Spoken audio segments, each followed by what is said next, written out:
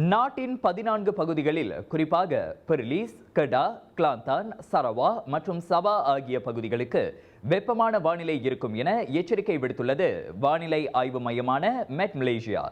இப்பகுதிகளில் 37 degree Celsius முதல் 40 degree Celsius வரையிலான வெப்ப அலைகளை எதிர்பார்க்கலாம் என்று அது அறிவித்துள்ளது.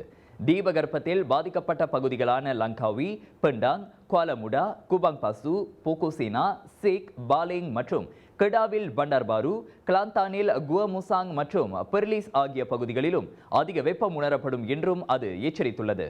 அதேபோல சரவாக்கில் உள்ள முகா, தெலாங் உசான் மற்றும் சபாவில் உள்ள துவாரான், தெனோம் ஆகிய இடங்களிலும் அதிக வெப்பநிலை எதிர்பார்க்கலாம்.